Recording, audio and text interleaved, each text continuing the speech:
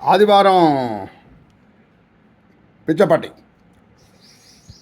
లైఫ్లో హ్యాపీనెస్ అంటే ఏంటి అంటే మనం ఏమనుకుంటే చేయడం, ఆర్ ఏమనుకుంటే అది చేయగలగడం, తర్వాత ఎక్కడికి వెళ్ళాలనుకుంటే అక్కడికి వెళ్ళగలగడం. అంతేగాని నేను అమెరికా వెళ్దాం అనుకుంటున్నాను, డబ్బులు లేవన్నా కూడా కష్టమే. షాపింగ్ వెళ్ళాలంటే షాపింగ్ డబ్బులు చేయాలన్నా కష్టమే. పేపర్ చదువుదామంటే పేపర్ డబ్బులు లేవన్నా కష్టమే.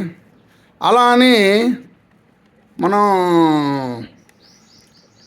అన్నీ కొనుక్కుందాం అనుకుంటే మళ్ళా ఆ డబ్బులు మనం కొనుక్కోగలం, కానీ తర్వాత మళ్ళా అవసరమైన కొనుక్కోవడానికి డబ్బులు ఉండవు.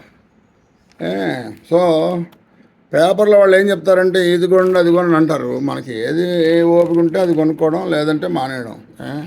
వాళ్ళు అడిగారు కదా, మనక్కర్లేదు. సో ఇవాళ పిచ్చాపాట ఏంటంటే, వాళ్ళ మా పాలవాడు వచ్చాడు. పాలవాడికి పాపం ఒక కష్టం వచ్చింది. వాడు అప్పు తీసుకుని కారు కొన్నాడు.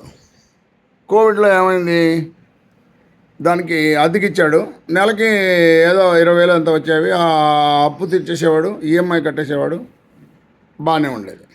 సో ఇప్పుడు ఏమైంది, ఇప్పుడు ఈఎంఐ రాస్తున్నాడు కదా, ప్రతివాడు ఈఎంఐ రాండి అని ఈఎంఐ ఇస్తున్నాడు, డబ్బులు ఇవ్వట్లేదు. ఈఎంఐ 2,000, ఈఎంఐ 10,000 అలా రాస్తున్నాడు. సో అందరూ ఏమనుకుంటున్నట్టు ఈఎంఐతో ఉంటుందని అనుకుంటున్నారు. సో ఆ ఈఎంఐ ఇప్పుడు ఇంటికి ఈఎంఐ ఏదో 40,000 అంటాడు, ఇల్లు మాత్రం ₹1,00,00,000 ఉంటుంది.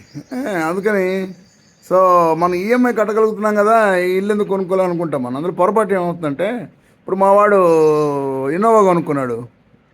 వాడికి 20,000 ఈఎంఐ వచ్చేది, 20,000 అద్దె వచ్చేది. హఠాత్తుగా కోవిడ్ రాగానే ఆ కంపెనీ వాళ్ళు మాకు అద్దెకి వద్దన్నారు, రెంట్ తీసుకోమన్నారు లీజ్కి. 20,000 కట్టలేదని చెప్పి వాడు కంపెనీ వాడు అదే ఆ బ్యాంక్ వాడి ఇన్నోవా తీసేసుకున్నాడు. అప్పటికే 2 లక్షలు 3 లక్షలు కట్టాడు. ఆ 2 లక్షలు పోయినాయి, కారు పోయింది, 20,000 నెలకి వచ్చే ఇన్కమ్ పోయింది.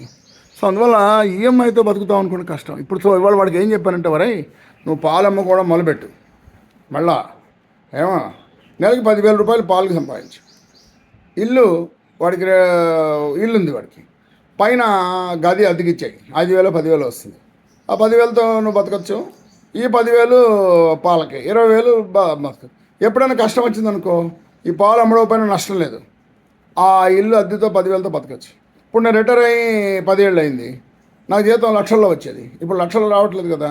మరి ఏమొస్తుందంటే, ఇంకో 2 ఇళ్ళు ఉన్నాయి, ఆ 2 ఇళ్ళకి అద్దె వస్తుంది, బ్యాంక్ డిపాజిట్లు ఉన్నాయి, దాని మీద వడ్డీ వస్తుంది.